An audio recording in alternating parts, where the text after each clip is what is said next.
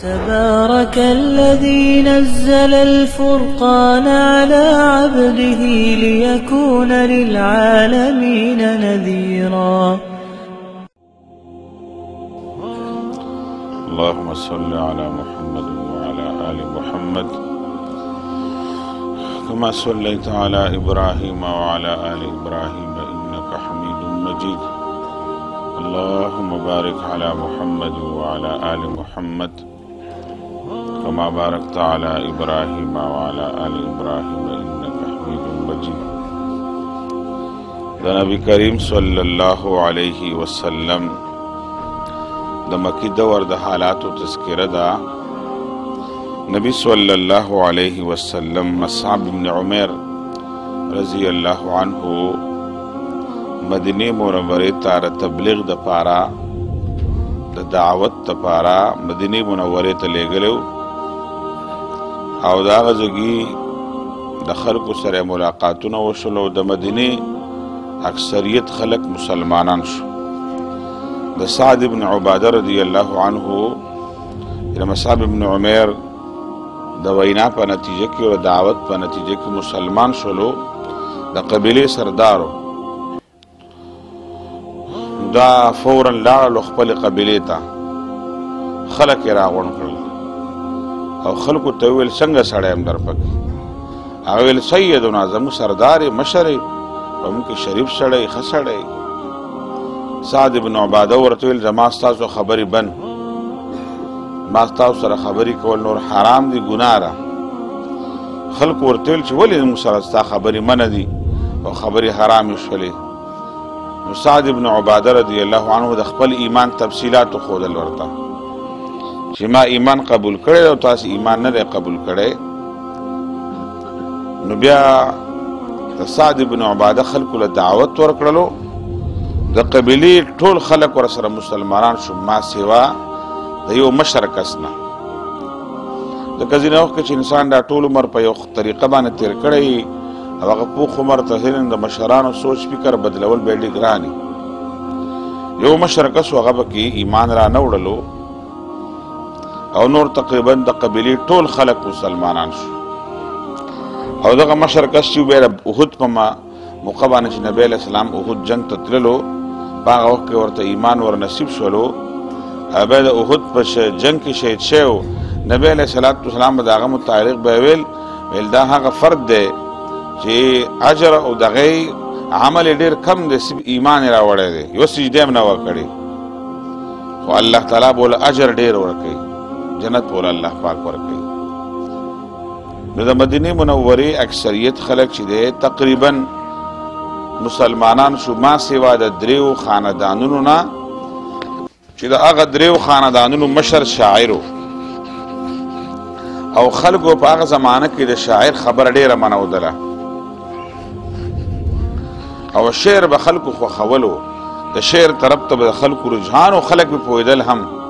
نبی علیه السلام ته یو ځلې یو کس راغی د مانځه تپوس دې کو د الله رسوله سهار څو رکعته دی؟ 2 رکعته فرض لمونځ دی. ماسپښین یې 4 رکعته فرض لمونځ دی. مازدیګر 4 رکعته فرض لمونځ دی. د ماښام 3 رکعته فرض لمونځ دی. د ماسپښین 4 رکعته فرض لمونځ دی. سبا راغی د الله رسول هغه خبره نه خویره شوې ده.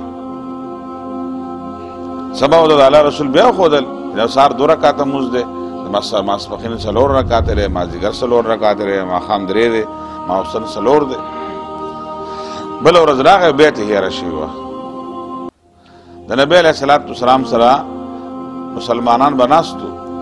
یو مسلمان د الله رسول نه اجازه الله رسول زه پوهه کړمه بیا به ترې نه هېرېږي. پیغمبر اسلام ته یې پوهه کړه. اول ته په شعر کې خبره وکړله او په شعر کې په شعر په انداز کې ورته د رکعتونو ترتیب وښودلو. هغه چې اوس پوه شوم اوس به را نه هېرېږي. نبی علیه السلام مسکی غوندې شولو او ویې ویل چې ګوره هغه ورته د الله رسول زموږ دا خلک په شعر باندې ښه پوهېږي، بس عامو خبرو باندې په نثر باندې ډېره نه پوهېږي. دنه به ټول عمر دا خبره اوس نه هېرېږي. دیهاتي فرد و. په هغه وخت کې د شعر او شاعرۍ ډېر زور و او د شاعرانو ډېر لوی قدر او احترام هم و او شاعر به خلک پوهه کول هم و. پروپیګنډا هم ډېره زیاته وه. مثال د ټي وي سټیشن او د ریډیو سټیشن به و. دې وجه نبی علیہ السلام به شاعر په مسلمان باندې مسلمانی خوشالېدلو به شاعر مسلمان شو بس د مثال ریډیو سټیشن دی بس لګیا به پر ځای کې د مسلمان خبرې وکړي د اسلام خبرې وکړي د پیغمبر خبرې وکړي د آخرت خبرې وکړي او خلکو ته اسلام دعوت زر ورسیږي نو نبی علیہ السلام سره دغه دریو قبیلو کې وړې وړې قبیلې دغه شاعر مشر خو مخالف شاعران راډول ډېر مشکل کار بو نو بیا هغه وروسته مسلمانان شوي دا خلکو او د نبی علیہ السلام د راتګ نه وروسته شولو په هغه وخت کې والسابقون الاولون کې شامل نشو په نو مسلمانان چې په سختو حالاتو کې کلم خلق مسلمانان شیو دا وی ډېر لوی مقام او مرتبه د الله تعالی په نسبت باندې بهرحال مصعب ابن عمر رضی الله عنه په مدینه کې چې دا ماحول وکتلو چې اکثر خلک تقریبا مسلمانان دي او حالات ټیک دي نو مصعب ابن عمر رضی الله عنه واپس را روان شولو د مدینې نه په هغه زمانه کې یثرب نوم د مدینې او دا د تقریبا 12 کال ختم دی او 14 کال دی 12 کال ختمېدون کې دی دا شوال او ذوالقعده او ذوالحجه دا میاشتې شروع دي او 14 کال آغاز بکیږي د نبوت 12 کال د نبوت دی تقریبا داسې کال تقریبا مصعب ابن عمر په مدینه کې تیر کړلو مصعب ابن عمر ته الله رسول پیغام لګلو جمعې مونځ ملته کړی اوس مالته هغه کم جمعه کې چې اول جمعې مونږ اوس مالته هغه مسجد دی او مسجد الجمعه باغ نوم خوله باقاعده مصعب بن عمر ترجمه منظم کړه نور احکامات به خلقو ته خودل قران خلقو ته خودلو مصعب بن عمر روان شولو او داسي 73 یا 72 کسان ور سره د مدینې را روان شو او د حج لرا روان دي کې 70 کسان او یا کسان دا سړیو دو بکی زنانه وي ام عمارم په دې کې زنانه وا دې کې شامل وا دغه ام عماره خپل یو به تاریخ دی دا خپل یو سیرت دی اسلام د پاره ډېر قرباني ورکړي دا او دا کسان چې دا اکثریت ځوانانو دا مسلمانانو ټول تقریبا ټول مسلمانانو یو کس دو کس مشران د سوچ هغه سره روان کړیو هغه چې حج لزو د مدینه نور خلک هم حج دراغلی خدا باقاعده الته مشاورت کړي چې اوس اسلام دې تخور شلو مو باقاعده راشو نبی علیہ السلام سره ملاقات کو باقاعده دعوت ورکو چې بدل تر راځه کما عظمه کې اساس وخت نه تیریږي نو دارا 72 یا 73 کسان وفد چې کړه راغې نو په مکه معظمه کې د خپل رسم مطابق عمره ادا کړله او چې عمره کړه ادا کړل نو به دغه وکړو د دو کسانو انتخاب وکړو چې موږ ټول خلک نه ملاویو د نبی علیہ السلام سره ځکه د مکی حالات ډیر سخت کافرانو مخالفت ډیر زیاتو بل چې عام ملاقات زم نه کیږي ورته مشکلات پیدا شي پر دې وطن دی د دو کسانو انتخاب وکړو دو کسانې نبی صلی الله علیه وسلم ته مقرره کړی تاسو به د نبی علیہ السلام سره ملاقات کوئ چې موږ خلک راغلیو ملاقات کول غواړو څنګه ترتیب وکړو دې دو کسانو ته نبی علیہ السلام نو معلوم چې څنګه دی بس ایمان راوړ په مدینه منوره دا دوانه بیا دوی تلاش کولو تاسو جو کړی دا محمد صلی الله علیه وسلم کم دی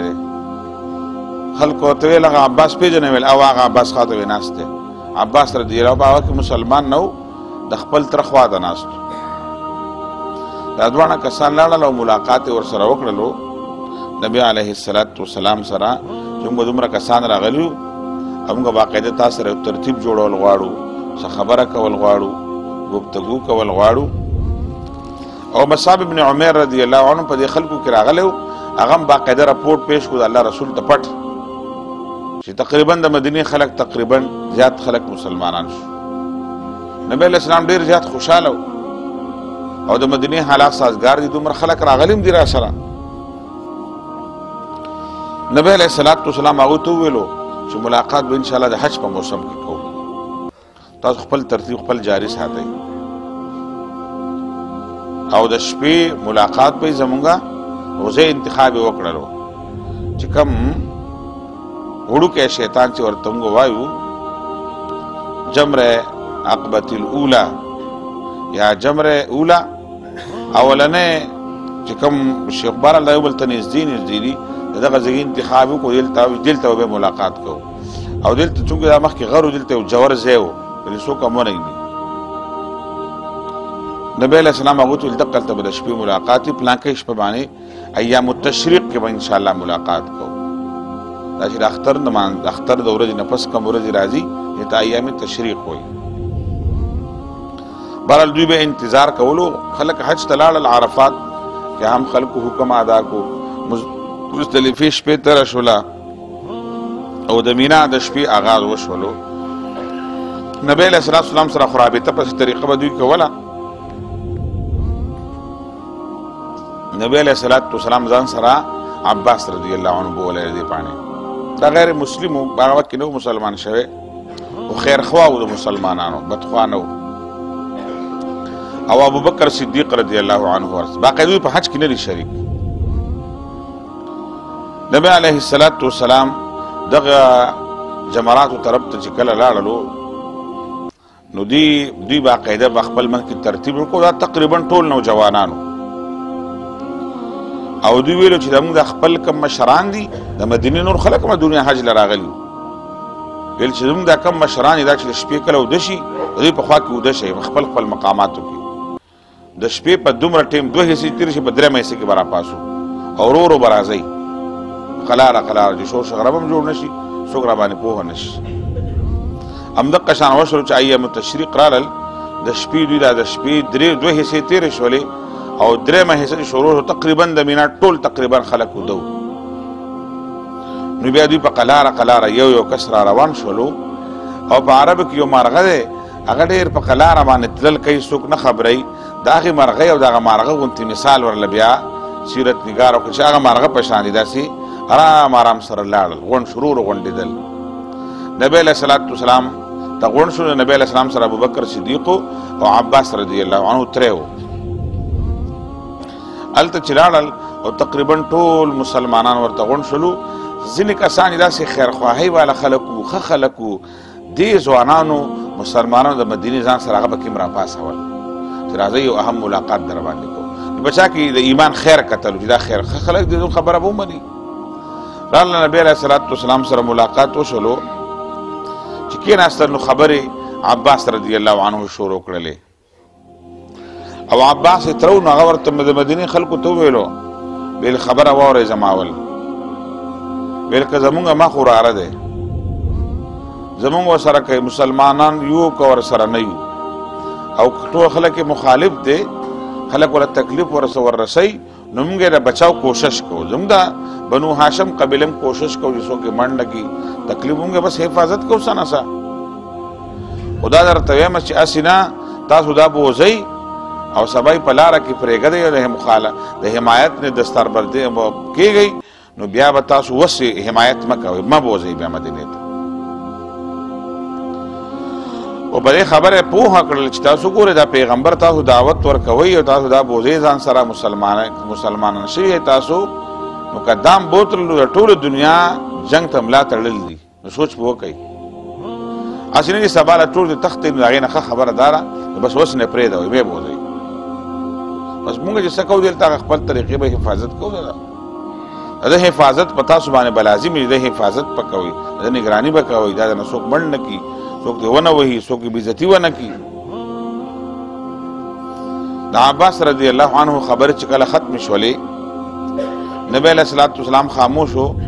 نبی علیه السلام د ټولو نه تپوس وکړلو نو ټولو ورته وویلو چې الحمدلله موږ مسلمانان شوي موږ مسلمانانو خو نبی علیه السلام بیا هم تفصیلات کېښودل باقاعده د ایمان تفصیلات یې کېښودل ایمانیات یې وښودل د اسلام فواید یې ذکر کړل نبی علیه السلام د قرآن تلاوت وکړلو د قرآن چې کوم احکاماتو لحاظ سره عقیدې له لحاظ ټیکولو لحاظ سره خبرې وي د هغې تذکره هم نبی علیه السلام وکړله او دا چې کوم بنیادي خبرې نبی علیه السلام ضرور ګڼودلې خبرې وشولې نبی علیه السلام هغې نه پس ورته وویلو د دې نه پس د خلکو وویلو د مدینې خلکو د الله رسوله زموږ دپاره څه شرط شته که نشته نبی علیہ السلام شرطونه خو نشته، خو دا خبرې هغې دا خبرې خو مخکې نه منودلې دي. مصعب بن عمیر راغلی نو ټولې خبرې منودلې دي. نبی علیه السلام سره خلکو بیعت کول غوښتل. د بیعت معنا پرون خبره کړې ده چې وعدې ته وایي. باقاعده خلکو وعده غوښتل، لاسونه به خلکو میلاوهل. نبی علیه السلام فرمایي بیعت دپاره 5 خبرې شرط دی. تاسو سره بیعت کوم خو 5 خبرې به تاسو ما سره پوره کوئ، سر ته به رسوئ. د 5 خبرو وعده به را سره کوئ، یا 5 خبرې به تاسو سر ته رسوئ. اول د الله رسول ووایه چې موږ کومې خبرې هغه بلکل موږ منو به. نبی علیه السلام مسلمانانو ته د بیعت چې کوم شرایط ذکر کړي دي، په هغې کې اولنۍ خبره دا ده چې تاسو به زما اطاعت کوئ، که خوشحاله یې او که خفه یې، که غریباران یې که مالدار یې، که جوړ یې که را جوړ یې، که ستاسو طبیعت یې مني او که نه مني، خو زما اطاعت به تاسو کوئ، زما خبره به منئ. فی المکره والمسجد الفاظ حدیث داسې دي که ستاسو یو خبره بده ګڼئ هم به زما خبره منئ، او که تاسو یو خبره صحیح ګڼئ هم به زما منئ. که ستاسو د طبیعت او د مزاج مطابق وي هم به زما منئ، که نه وي هم به زما خبره منئ به. نو اولنۍ خبره تی دا لوز دا شرط تر سره ږدم چې زما اطاعت به تاسو کوئ. او دویم شرط دی ورته دا کېښودلو ویل چې انفاق به کوئ، خرچ به کوئ، تاسو پیسه به لګوئ، ځکه دا د دین ډېر لوی کار دی. په دې کې به جهاد به راځي، په جهاد کې به اسلحه اخیستل غواړي، مجاهدینو له به خرچه کول غواړي، به میلمانه به در سره راځي، دا به نو ما سره به وعده کوئ چې موږ به خرچ هم کوو، داسې نه به تاسو به ما خو بوځئ خو هلته به 1 روپۍ هم نه لګوئ به. او اسلام کې د پیسو د لګولو ضرورت راځي، د دین په دین باندې پیسو د لګولو ضرورت. ما سره به انفاق باندې په خرچ باندې به تاسو وعده کوئ چې موږ به خرچ کوو به. او درېیمه خبره یې ورته وکړله چې تاسو به امر بالمعروف او نهي عن المنکر کوئ. دا خلکو ته به د نیکۍ حکم کوئ، خلک به د برایانو نه منې کوئ. یعنې په هغه زمانه کې د ټولو نه غټ منکر چې شرک و، د شرک خلاف به کوئ. او دویمه دا چې د قرآن شریف د احکاماتو د پلیوالو کوشش به تاسو کوئ، امر بالمعروف نهي عن المنکر به کوئ. او څلورمه دا تاسو به د چا د ملامتیا نه کېږئ، ولا یخافون لومة لائم، د چا د ملامتیا نه به یېرېږئ نه چې پلانکې به خفه شي، پلانکې به خفه شي، پلانکې به دا خبره ځکه نه کومه، پلانکې خفه کېږي، دا خبره ځکه نه کوم، پلانکې خفه کېږي. داسې خبرې به نه کوئ، نه د بغیر د څه ججک نه به د دین کار کوئ به. ستاسو په زړه کې د چا خوف نه وي، د چا یېره نه وي، څوک به راته پیغور وکړي، څوک به دا وکړي، څوک به دا وکړي، څوک به دا وکړي. ویل دا خبره به را سره تاسو منئ چې موږ د چا د ملامتیا نه به موږ ځان یېرېږئ به نه. او 5مه خبره نبی علیه السلام ورته دا وکړله زما حفاظت به کوئ تاسو. او زما حفاظت به داسې کوئ لکه څنګه چې د خپلو ښځو حفاظت کوئ، د خپلو بچو کوئ، د خپلو مالونه کوئ، د خپل عزت کوئ، دقه شان به زما حفاظت کوئ تاسو. نبی علیه السلام ورته دا 5 خبرې کېښودلې، په هر حالت کې زما اطاعت، زما خبره منودل. او دویمه دا چې تاسو به خرچ به کوئ، پیسې به لګوئ. او درېیم دا چې تاسو به امر بالمعروف نهي عن المنکر کوئ. څلورمه دا چې د چا نه به ججک او یره نه محسوس کوئ. 5مه د ما حفاظت د خپلو بیبیانو د عزت په شان دی. دا 5 شرطونه ورته نبی علیه السلام کېښودل. هغه ویل د الله رسوله به دقه 5 شرطونه منو سره وعده ده او په دې بیعت دی. یو صحابي لاس راښکته کول را مخکې کولو، عباس ور لاس ونیولی، صبر وکړه، صبر وکړئ، بیعت مه کوئ، ځان په ټوله خبره پوهه کوئ. عباس رضی الله عنه ورته ویل تاسو داسې اندازه ده د مکې ټول خلک یې خلاف دی، ټوله دنیا مخالف ته، او چې بیعت کوئ د ټوله دنیا دشمنۍ ته تیار یې. ویل ذهن کې دا خبره وغورځوئ، ویل دا ټول خلک به د پیغمبر پسې درځي، جنګونه به کېږي، نو چې دشمنۍ ته کله ټوله دنیا تیار یې بیا بوځئ. او دویم درته وایم چې حفاظت یې کولی شئ که نه شئ کولی. دا خبره چې کله عباس رضی الله عنه وکړله نو بیا پسې انصارو نه د مدینې د خلکو نه یو کس پاڅېدلو او ویل چې مونږ به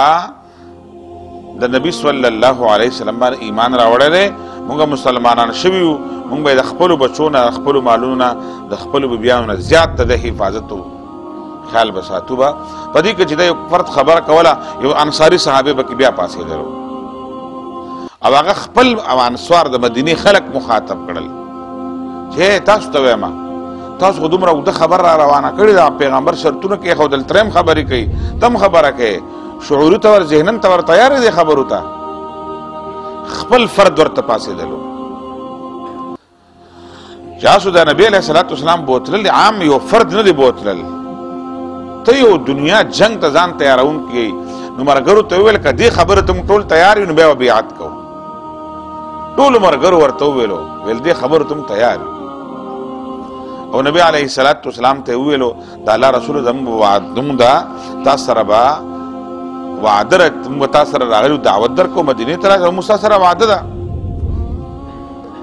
په دې دوران کې دا خبره ختمېدله بیعت شروع کېدلو یو بل انصاري صحابي پاڅېدلو و د الله رسول ته الله رسوله موږ هم تا نه تپوس کول غواړو ویل موږ دوه تپوسونه موږ انصار کو د مدینې خلک اولنۍ خبره دا چې ستا په حمایت کې او د اسلام په حمایت کې او د دین په قربانۍ کې موږ ته څه میلاویږي غالبا کعب ابن مالک رضی الله عنه پیغمبر علیہ السلام ته فرمای جنت په میلاویږي د ټول کار د قربانۍ په نتیجه کې به جنت میلاویږي نبی علیہ السلام ورته تاسو به حکومت میلاویږي منبري به میلاویږي نه نبی علیہ السلام د دنیا لالچ ورنه کړلو نبی علیہ السلام ټول مسلمانانو د مدینه خلکو ته الله پاک جنت ورکړي صحابه کرام ډیر زیات خوشاله شو د مدینه خلک هغه جنت ته پاره موږ راغلي ځکه د دنیا په لالچ کې تاسو خواله څوک راشي تاسو سره په پارټۍ کې شامل شي او دا سره په تنظیم کې شامل شي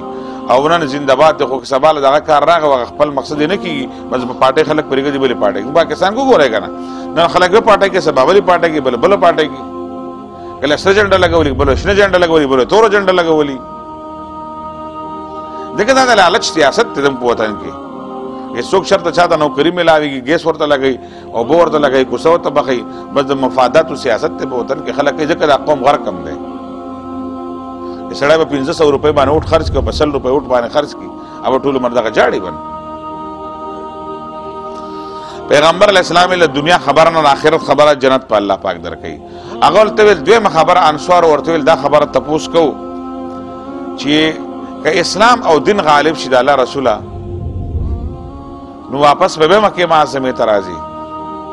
موږ پرېږدې به دوی ټول قربانیان ورکو اسلام ته الله تعالی تقویت ورکي اسلام غالب شي نبی علیہ السلام ته فرمایي الله رسوله بیا مدینه ته واپس مکه معظمه ته راځي نبی علیہ الصلوۃ والسلام ورته فرمایل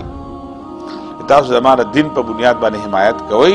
او اسلام ته الله تعالی تقویت ورکړلو نبی صلی الله علیه وسلم په مدینه کې وفات کېږي واپس بنا راځي ځکه دا غو د الله پاک د رسول سره د محبت په بنیاد دا خبره کړې ده د الله رسول سره مینه او محبت دا خبره کوله د الله رسول بیا به زموږ واپس راځي کنه موږ سره بالته یې بیا نبی علیہ السلام ته فرمایله تاسو سره بالته یم واپس بنا راځم واقعي نبی علیہ الصلوۃ والسلام اسی عمره له حجون راغله ده فتح مکه راغله ده مستقل نه راغله نبی علیہ الصلوۃ والسلام په مدینه منوره کې پاتې کېدلو او په مدینه کې بیا د دنیا نه رحلت هم شوی روزه مبارک کې د نبی صلی الله علیه وسلم وسم په مدینه منوره کې دا د شپې د نبی علیہ الصلوۃ والسلام د دې بیعت او د شرطونو په خپل منځ کې لوی گفتگو ده ویلو خبر روانه ده او الله پاک ته په دې وخت کې د اسلام د لوی حمایتیانو ضرورت او الله پاک دغه خلکو را پیدایش وکړل چې خلک رال د نبی علیہ الصلوۃ والسلام سره کینی حالات سازگار کی ورو د مکه معظمه نبی صلی الله علیه وسلم هغه بوتل غواړي هغه ورته هم سره بزید الله پاک رسول ته ویلو نبی علیہ السلام د ابو صلی الله علیه ولی ځکه الله ورته حکم نو کړی د هجرت حکم نو نبی علیہ السلام ته ځکه د مدینه خلکو صلی الله علیه وسلم ځکه یونس علیہ السلام دا کړو په تیر شو پیغمبرانو کې یونس علیہ السلام د الله د اجازت نه بغیر هجرت کړو الله پاک ډېر مشکل سره مخامخ کړو او بو ته ورځلو مهي تیر کو ډېلو پریشانه سره مخامخ الله پاک رسول چې دی هغه بغیر اجازت نه هجرت نشو کولای نو بیا به د نبی صلی الله علیه وسلم چې کله بیعت کیږي کنه د شیطان منظر به ګور شیطان چې کوم چغې بیا په مینا کې والدي ان شاء الله داغه تذکرہ به سبا لکو دا سره چې د نبی علیه الصلاۃ والسلام د دې بیعتونو څومره سخت حالات دي څومره چې مسلمانان سخت په زمانہ کې دومره وسره کافرهم سخت پیدا کړي والله پاک کافران ډېر سخت خلک په زمانہ کې والحمدلله مسلمانان دومره مضبوط خلک دومره واس کمزوري غونتي مسلمانانو دا کافرهم دې کمزوري غونتي دا موږ وخت کنه دا کافرهم ډېر تکړه دي خو بس موږ څنګه یو دغه شان هغه هم را سره دي او څنګه چې هغه زمانه مسلمانانو دغه شان سره کافرهم په دومره سختو حالاتو کې صحابه کرامو کلک ولاړو په دومره نارمل حالاتو کې موږ غاړو څه کولای نشو ځکه کمزوري خلک بس دې تذکرو داسې واقعات او کیسې نه وایم خپل ځان هم پکې تلو موږ پکې دې سپک غونډې معلومېږي درانه نه معلومېږي بلې سیرت کې خپل ځان او د خپل ایمان کیفیت دا مضبوطول پکار دي او دا د خپل ایمان او د یقین د استحکام لپاره دا د نبی صلی الله علیه وسلم د سیرت خبره کوي زموږ په ایمانونو کې مضبوطوالی راشي زموږ په یقینونو کې مضبوطوالی راشي په اعمالو کې بهتري راشي او د خپل رب سره کلک تعلق جوړ کړو الله پاک دې د نبی علیه الصلاۃ والسلام په دین باندې موږ عمل کول توفیق راکړي سبحان ربک رب العزة عما یصفون